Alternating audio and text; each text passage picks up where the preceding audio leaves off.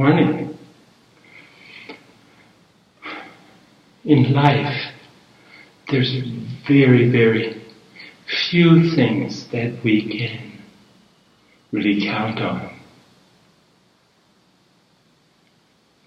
Everything else, most things, are unpredictable by their very nature. And interestingly enough, one of the things that we can count on is directly responsible for most of what we cannot predict, discern, and that is change. Change is inevitable.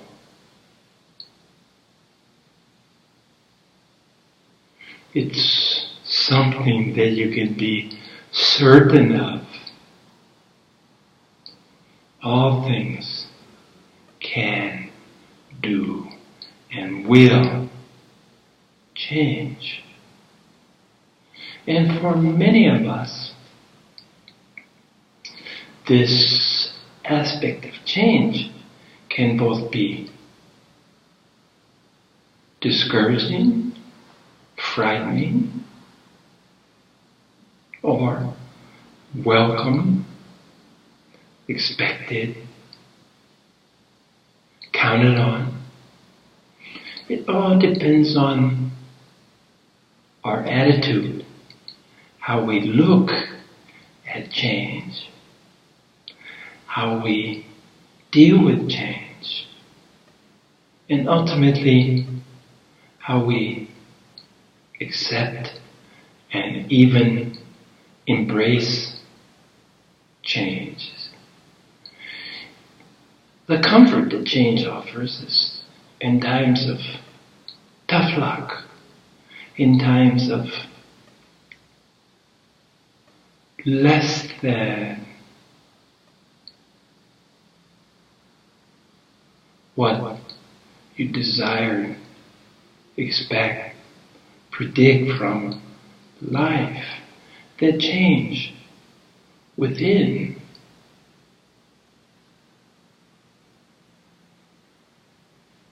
change without will alter what's going on in your life. Currently, when you begin to truly live in the moment,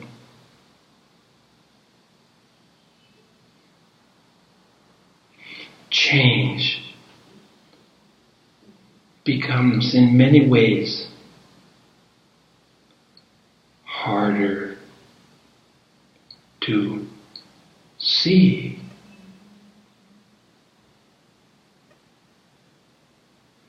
When you take a step back and analyze and examine your current condition, it's easier to see that change will come.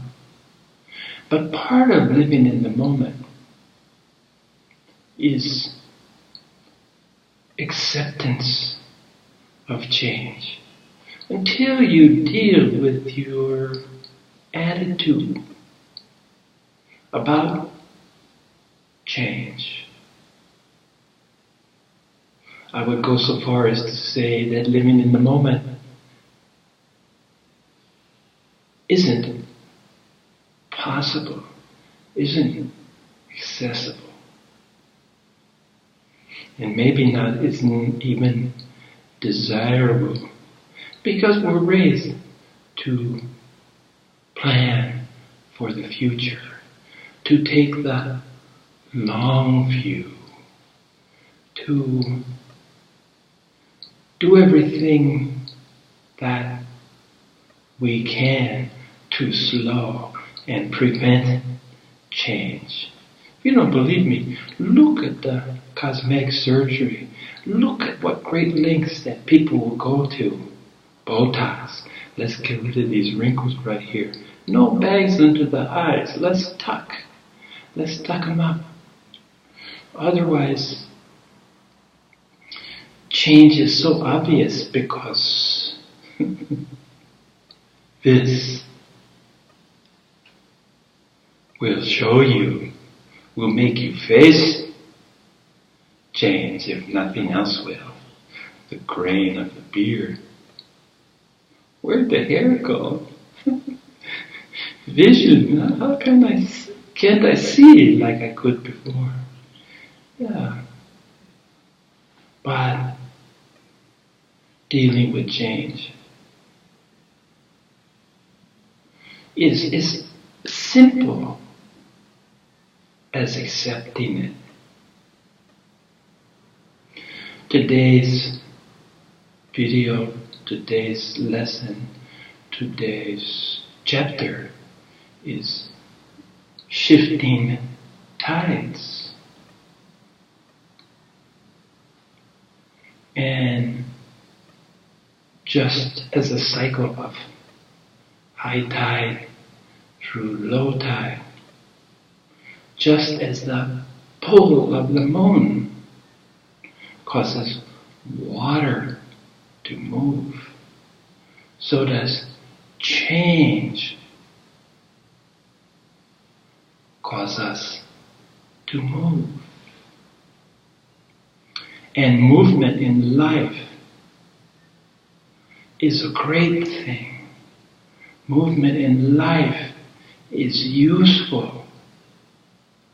So if you start seeing change as just an element, just a causality, just a universal causality of movement.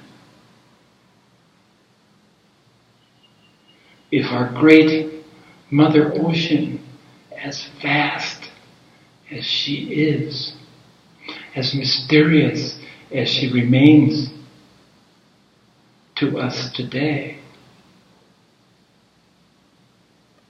I believe we know more about the moon than we do about our own oceans. What's in the depths. And as we do explore, amazing discoveries greet us on all fronts, only enriching our lives. The ocean is the primordial soup from whence we came and from whence we will return. So start to look at change in your life as part of the grand scheme of things.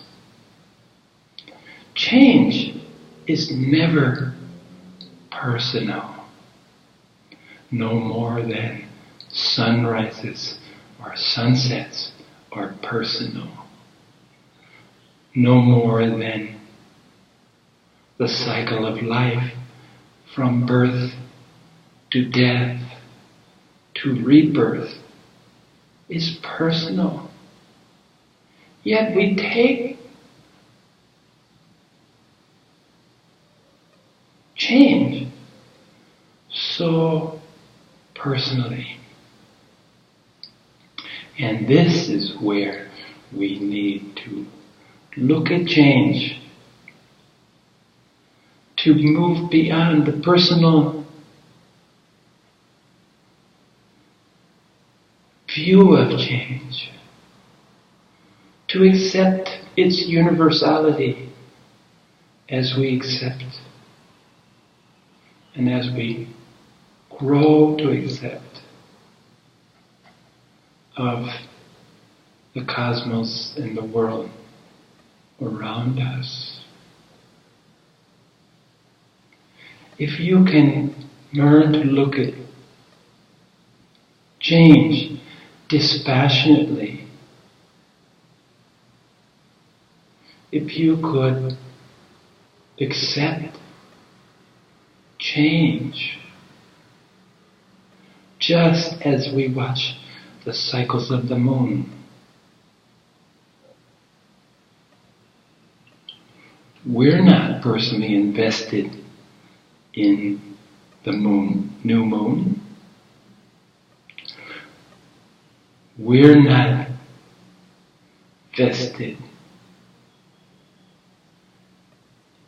in the cycles of life, even though we tend to take our own birth and consequent death personally.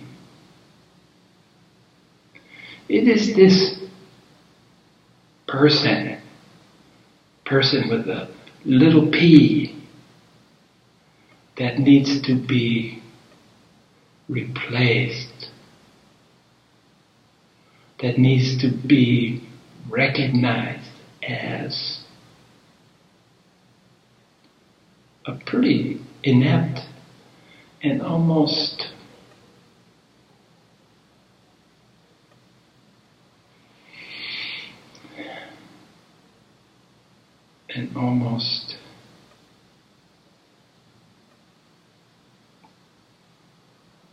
puny when compared to the vision of what we truly are. So by starting by accepting that change is coming, good morphs into not so good. Because I don't really believe that anything is bad. In fact, my biggest times of progress in my personal journey, my personal inquiry, my personal exploration, my personal expansion has come in times that I may have labeled as bad.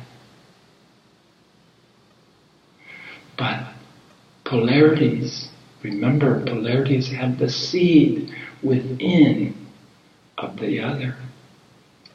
Good and bad. Within good is the seed of what we might call bad. And within the bad is the seed of the good. And it's this cycle. It's this morphing. It's the change. How do you recognize the change in your life that's moving towards the good? How do you measure the change that seems to be towards the good? It's no easier than watching day morph. Day change to night. Night change to day. It's very subtle, isn't it? Very subtle. And when you're living in the moment, these subtleties become less and less important. Where you are on the scale of things.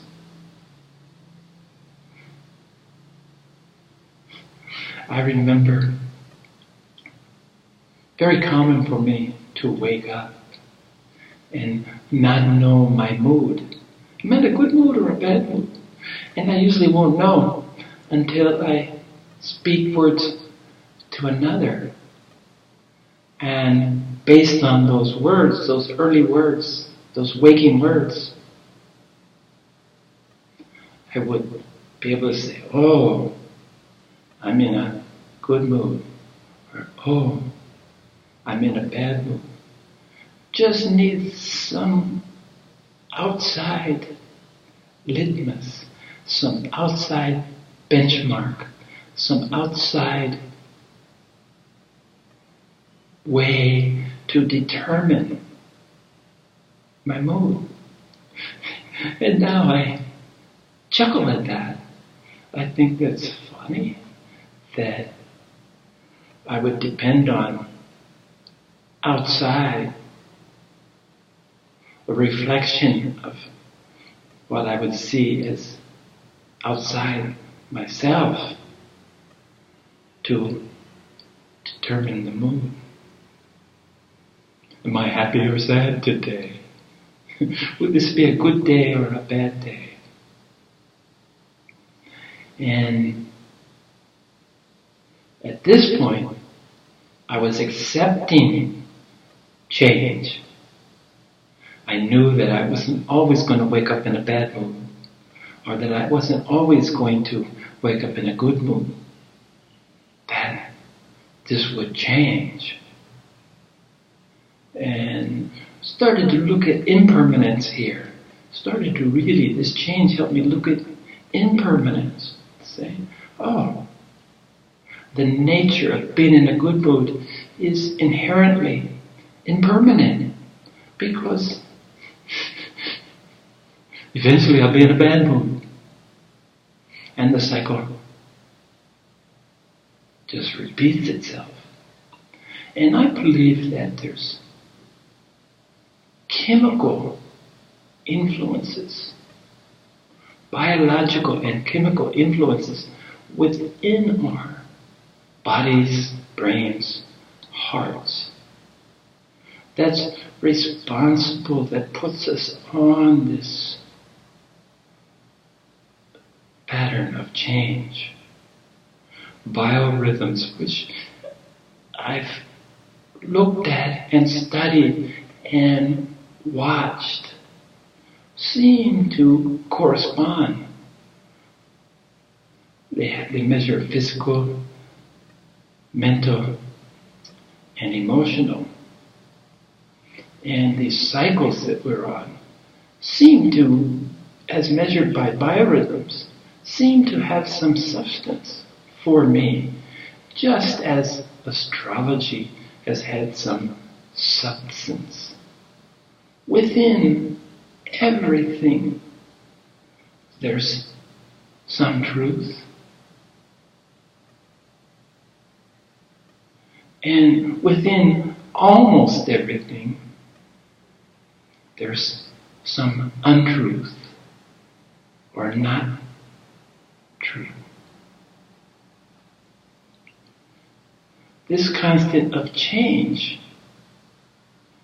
to understand this cycle on a very personal level, because that's all in the beginning that we're equipped to do. We have no other way of measuring anything except through watching how it affects us personally. And this too will change. Our horizons are broadened. Our peripheral vision is increased.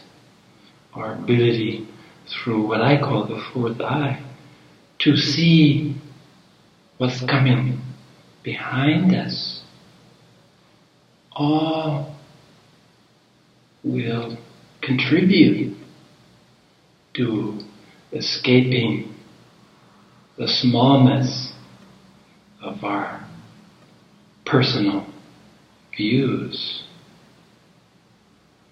And as this smallness is transcended and replaced by greatness,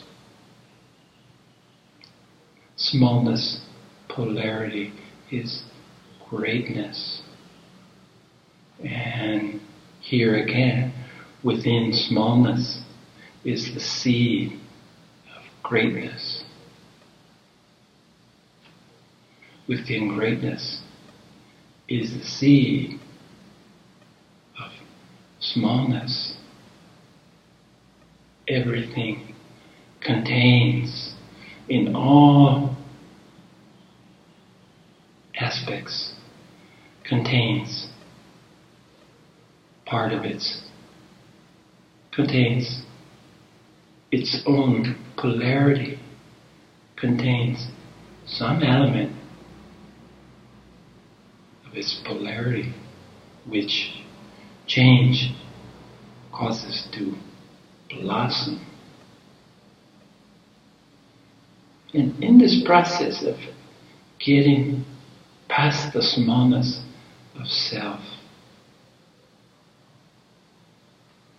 this process is escaping the influence of the ego.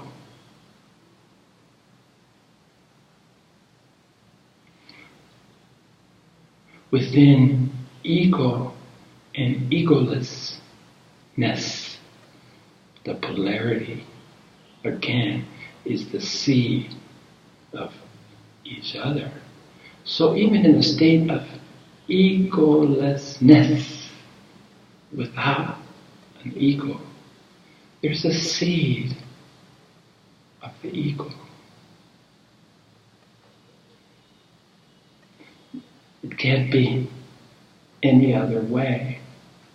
So even a state of egolessness contains a seed of the ego.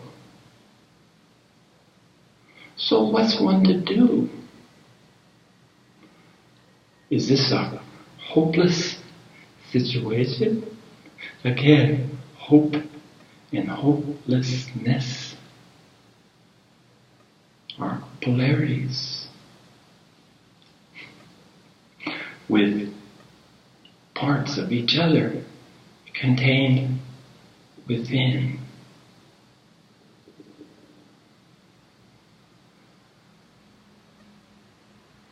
So we start to understand this way that hope and hopelessness are totally influenced by change.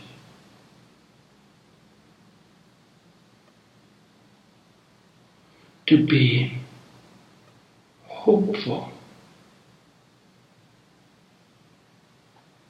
is a temporary condition. To be beyond hope and hopelessness, to be beyond ego or egolessness. All are necessary to truly live in the moment.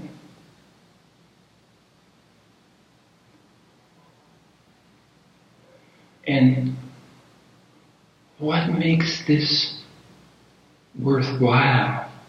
What makes this rigorous journey of self-examination, of relegating the ego, of relegating the mind to the realms where they can only be useful? Useful in your journey, useful in your exploration.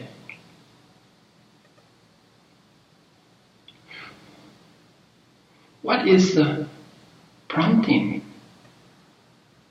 What would motivate one enough to totally commit to learning how to experience living in the moment?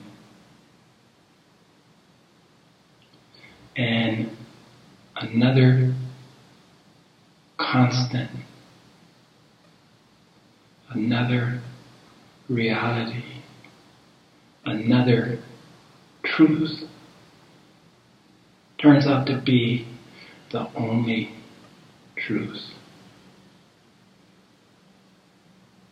And that is the evolution of ourselves, that is dismissing division and separateness, discarding longing, discarding desires, discarding wishes, and ultimately discarding hope. Hope is a word that sounds hopeful, doesn't it? But it's no more relevant, no more useful than its polarity. Hopelessness, not hopefulness. Hopeless, hopeful, less and full. So I try to limit my uses of hope, and it seems to be more difficult in writing, expressing myself in the written word, rather than the spoken word.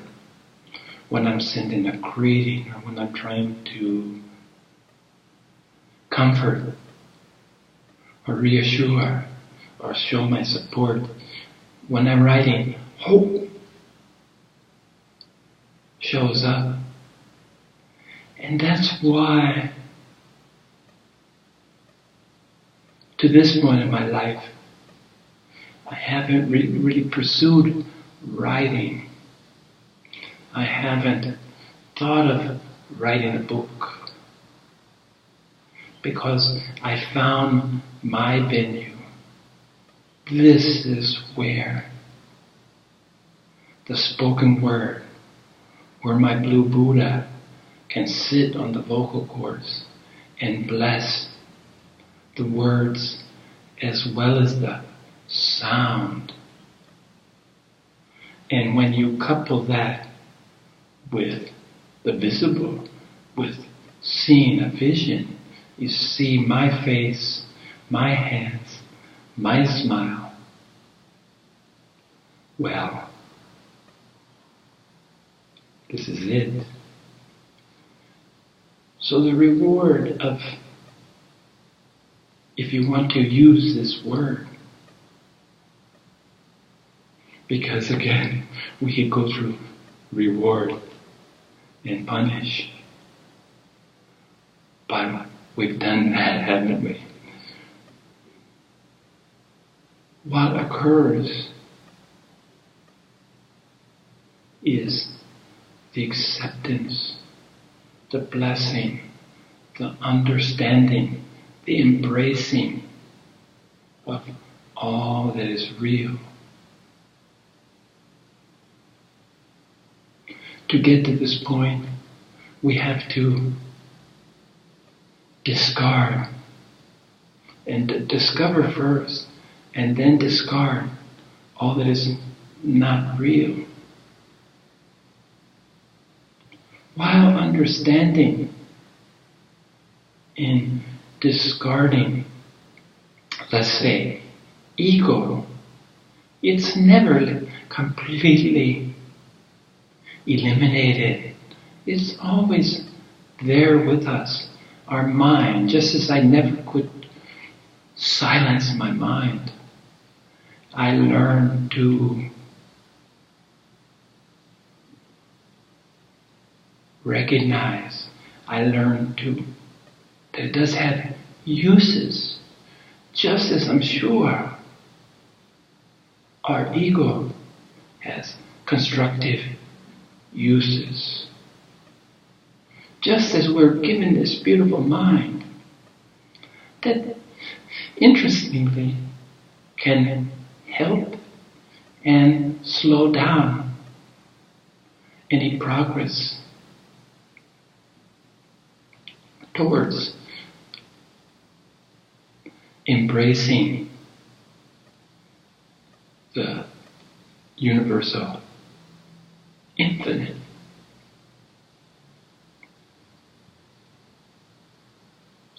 So, through my personal journey, through spiritual inquiry, asana, yoga, to use my mind to go from information to knowledge, to ultimate wisdom. And this was made possible by judicious use of the mind.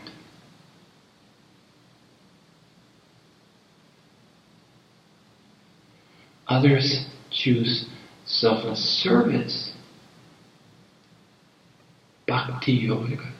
That's karma yoga, bhakti yoga, devotion. Raja yoga, the process of quieting, stilling, and ultimately silencing the mind. And we need to cherry pick and choose, and utilize. It's not these four paths of yoga, it's either this one or this one or this one. Which one resonates with you? Which one fits most closely to the tools that you were given?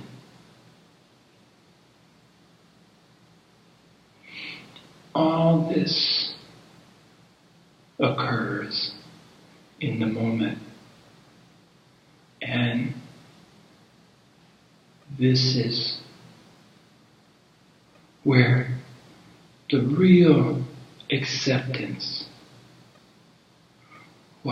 the freedom to live in the moment, comes from relegating change as mostly inconsequential.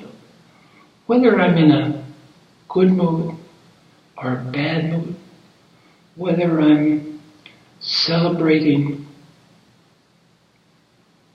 or whether I'm doing the opposite, is of little or no import intrinsically within itself. It does offer useful tools. It does offer useful opportunities to get to a state of equanimity where we can notice it's not about denial, that there's peaceful times, there's less than peaceful times, there's stressful times, and there's times and periods of happiness and times and periods of unhappiness. All these are transitory. They will change. All we have to do is look and accept and surrender.